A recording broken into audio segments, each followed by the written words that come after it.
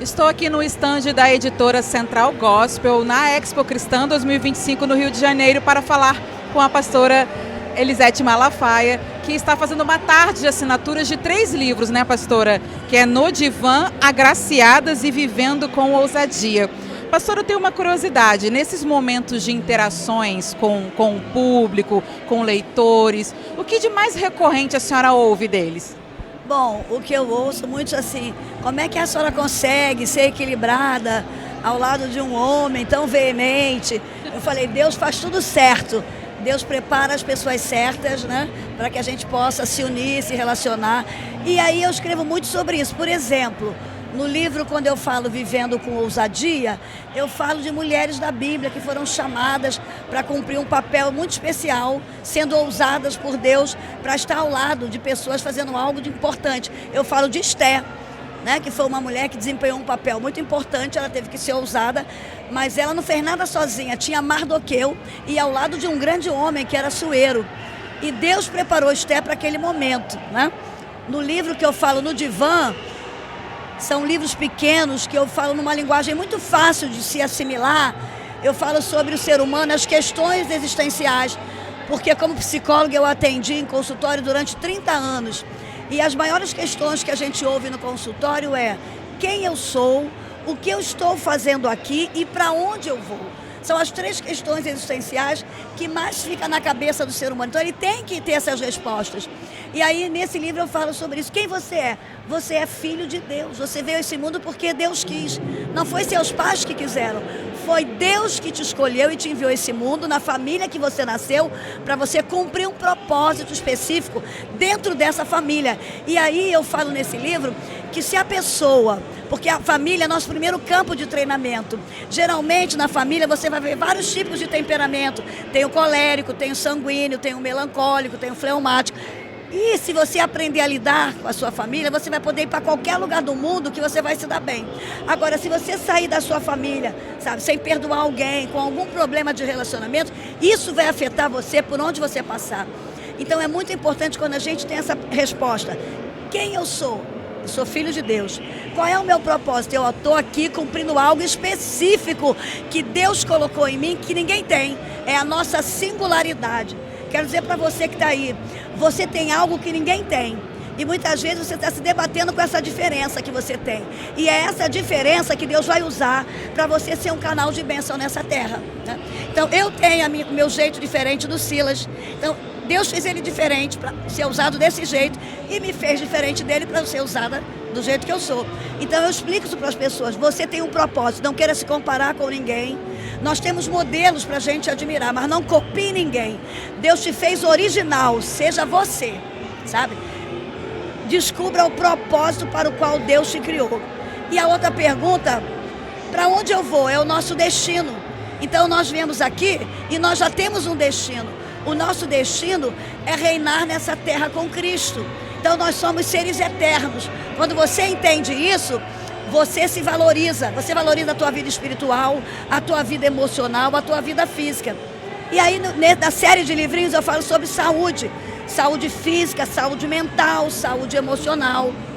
É muito importante. Eu falo sobre relacionamentos, que nós somos seres de relacionamentos. Você não pode ser um ser solitário.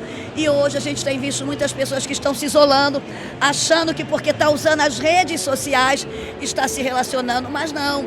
A rede social é um relacionamento que não tem olho a olho, não tem esse vínculo afetivo. E aí as pessoas estão adoecendo. Por mais que as redes sociais sejam importantes, é um importante meio para a gente usar, mas nunca perca o vínculo afetivo com a sua família. O sentar à mesa, o estar junto, conversar. Nós somos seres de toque, né? Então isso é muito importante. Aí eu falo sobre isso nesses livros. E no livro Agraciada, eu já dou uma outra vertente. Eu falo de mulheres da Bíblia que foram agraciadas por Deus para cumprir um propósito. Por exemplo, eu falo de Maria. Maria foi uma mulher agraciada por Deus. O que quer dizer a palavra agraciada? É receber um favor imerecido de Deus. Então Maria recebeu um favor imerecido de Deus ao trazer Jesus a esse mundo. E ela teve que aceitar. O que ela teve que fazer? Ceder o seu útero. Você quer ser agraciada por Deus? Ele vai te pedir algo. Então é muito importante, se você quer receber o favor de Deus, esteja disponível para Ele te usar. Se você deixar, você vai fazer diferença nessa terra, como mulher, como profissional, como esposa, como mãe, como amiga. E ali eu falo de Isabel, que foi agraciada por Deus, mas não é porque eu sou agraciada que Deus tem que fazer as coisas na hora que eu quero. Isabel teve que esperar um bom tempo, né? Ela só gerou João Batista já de idade. Aí eu falo sobre a importância de sonhar. Então eu quero dizer para você, não abra mão dos sonhos de Deus, porque nós temos o DNA de Deus. Deus é um grande sonhador. E nós temos esse DNA. Então, eu não sei, você tem sonhos? Não desista dos seus sonhos, porque na hora certa eles vão se realizar. Isabel soube esperar, né? E teve o seu sonho realizado. Aí eu falo sobre Priscila, foi esposa de Áquila, uma mulher, né? Que foi uma grande discípula, discipulou vários homens. Falo também da mulher samaritana. Eu gosto da mulher samaritana, porque na mulher samaritana a gente aprende muito sobre lidar com as nossas feridas da alma. Porque depois que nós fomos expulsos do Éden, nós ficamos com 5 feridas emocionais na nossa alma. Sentimento de abandono, rejeição, frustração, humilhação e traição. E a mulher samaritana passou por essas 5 feridas. E naquele dia que ela se encontrou com Jesus, não foi à toa.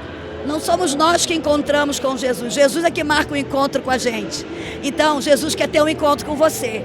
E se você se encontrar com Ele, vai mudar a sua história, como mudou da mulher samaritana. Ela não foi mais a mesma. O segredo, qual foi? Ele falou, olha, eu tenho uma água viva para dar para você. Se você beber essa água viva, você nunca mais vai ser a mesma. A salvação. E ela foi rápida e objetiva. Eu quero.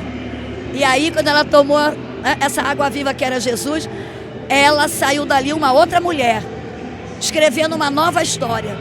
Então eu sei que é muito importante quando a gente entende que nós viemos a esse mundo para cumprir um propósito, independente do que a gente passe, porque nós vamos ter problemas, nós vamos ter dificuldades, mas nós vamos ter a proteção e a provisão diária de Deus na nossa vida, né? Esse é o meu desejo aí para vocês.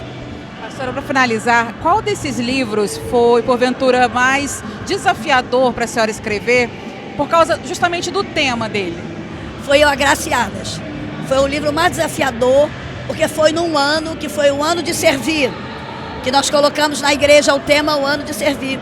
Aí eu escolhi justamente mulheres da Bíblia que foram agraciadas, porque entenderam a beleza de servir a Deus. Porque muitas vezes as pessoas querem ser líder e acham que liderar é ser servido. Não. A gente aprende com Jesus, né? Que ele foi o líder que veio para servir. E nesse livro eu falo sobre essas mulheres, que elas foram agraciadas por Deus, receberam uma bênção de Deus para servir pessoas. Então foi num período que a gente escolheu o ano de servir, momentos difíceis que nós passamos, né? E aí eu entendi o segredo quando a gente entende que Deus nos chamou para sermos como um pequeno Cristo nessa terra. Estamos aqui para servirmos pessoas. E quanto mais pessoas você servir, maior vai ser a sua liderança. Liderança, sabe, não tem a ver com influência. Liderança tem a ver com sucessão. Então, todo líder, ele prepara sucessores. E prepara sucessores que serão melhor do que ele. Foi o que Jesus fez. Jesus, ele veio e preparou 12 e falou, olha, vocês vão fazer obras maiores do que eu. Eu servi vocês, eu ensinei a vocês. Agora eu dou autoridade para vocês serem maiores do que eu. Então, foi o ano do servir que eu aprendi muito. A beleza do servir ao reino de Deus, quando a gente vai preparar pessoas que serão melhores do que nós. Porque a gente vive num mundo muito competitivo, né? Mundo de redes sociais, eu tenho que ver quantas pessoas estão me seguindo, quantos likes, aplausos. Não. Quem está servindo ao reino de Deus não precisa se preocupar com isso, sabe? Porque a Bíblia diz assim, em Colossenses, capítulo 3, versículo 23. Tudo que você fizer, fazei de todo o seu coração, porque é a Deus o Senhor que você está servindo. O homem, o 24 diz, o homem não vai poder te recompensar, mas Deus que está te vendo, Ele vai te recompensar.